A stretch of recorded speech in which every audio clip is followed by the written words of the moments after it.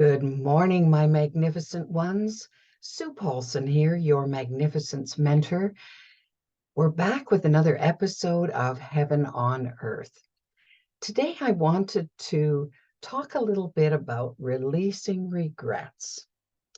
Well, my dad died this week, so it's been a little bit sad for those of us in the family and those who knew him. However, he was 98.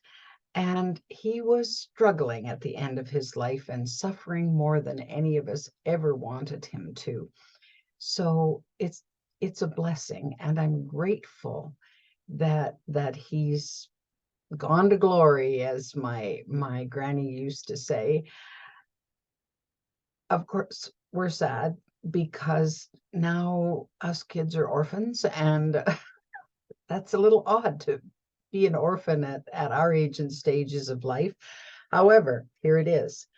So as I was, you know what happens when, if you've been through the loss of a loved one, you know what happens in that initial time. There's this little trip down memory lane and just remembrances of situations with that person. You and that person come flooding into your life, funny events, painful events, all of the events that occurred, interactions, and so on. Well, I couldn't help but also think, well, do I have any regrets? Now, my dad, a couple of years ago, oh no, it's a little more longer than that, maybe three years ago, he said to me, Susan, I've lived a pretty good life. And he said, there's only one regret that I have. And I said, well, what's that, Dad? Well, he paused and he said, I regret that I didn't finish my book. Well, he and I had started, he had asked me if I would help him write this over 10 years ago. And we'd started, but just life happened, and we got to a certain point, and then nothing more occurred.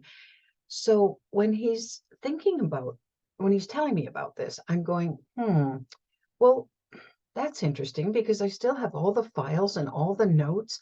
I wonder how far we got, because of course, if it was within my power to help him release that regret by making that one dream come true, then I was going to do exactly that.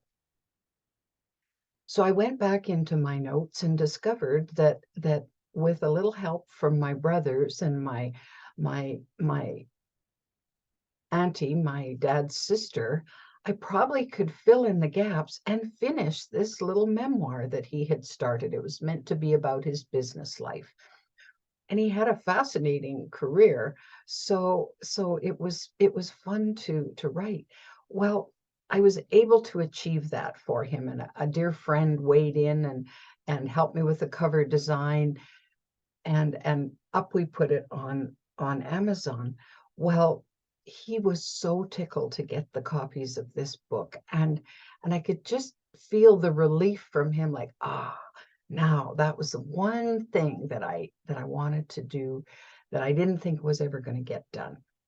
So I feel so blessed that I was able to help him release that regret. It no longer had to play.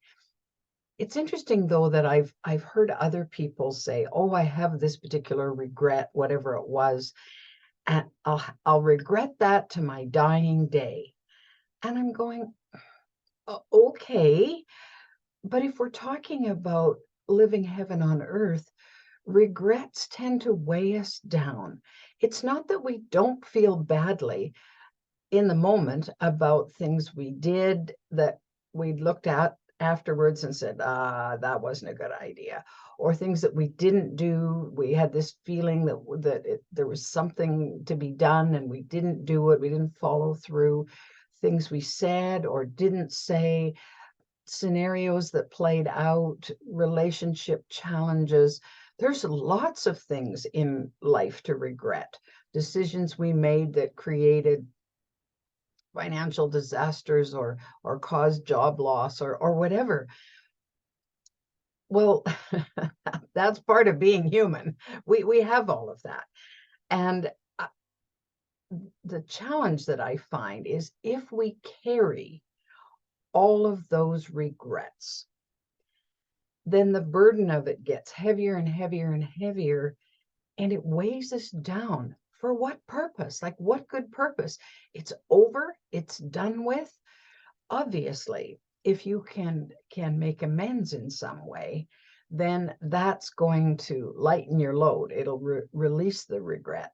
But what if there's nothing you can do about it in this moment in time and it happened 20 years ago? Well, then I think it's really important to find a way to release that regret. So it starts by acknowledging it and laying it out in full detail. I regret this, and here's the scenario. Maybe you want to write it out. Maybe you want to talk about it to somebody else, a confessor or a counselor or whatever.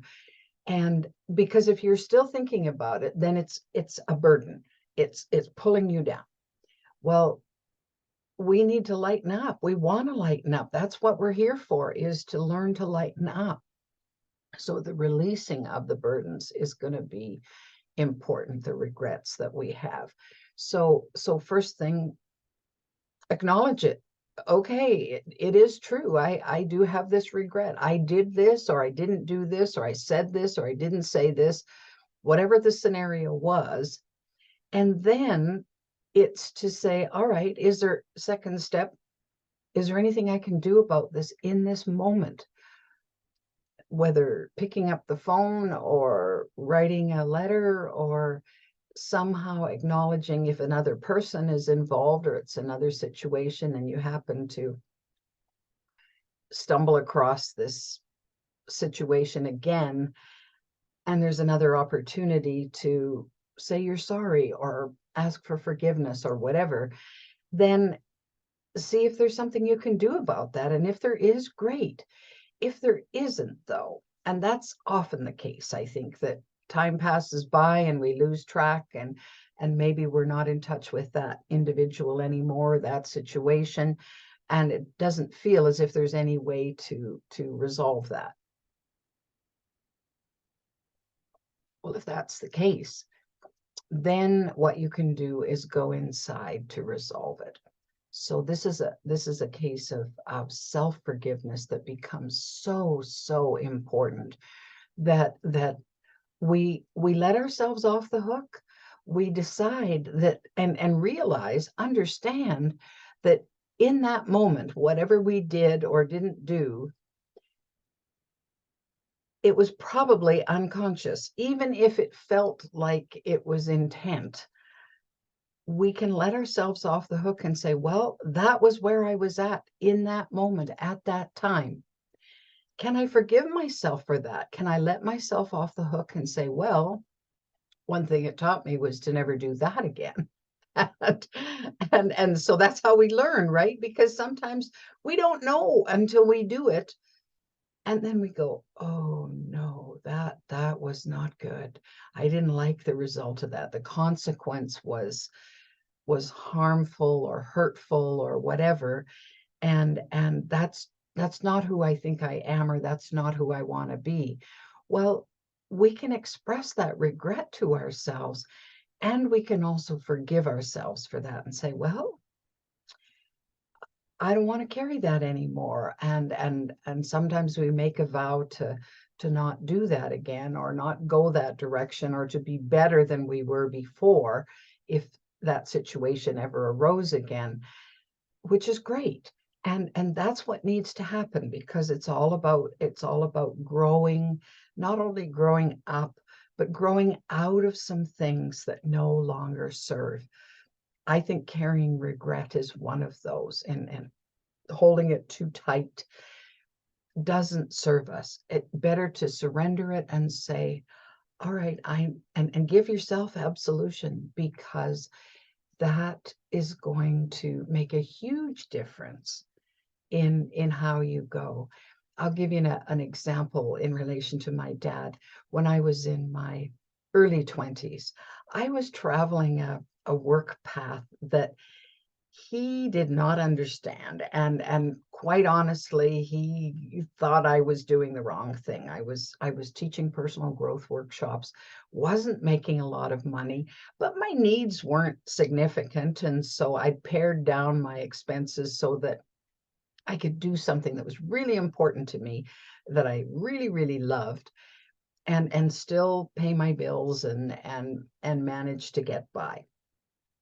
But this kind of ate at him because that wasn't what he wanted for me. He wanted me to be successful and happy and abundant in with money and so on.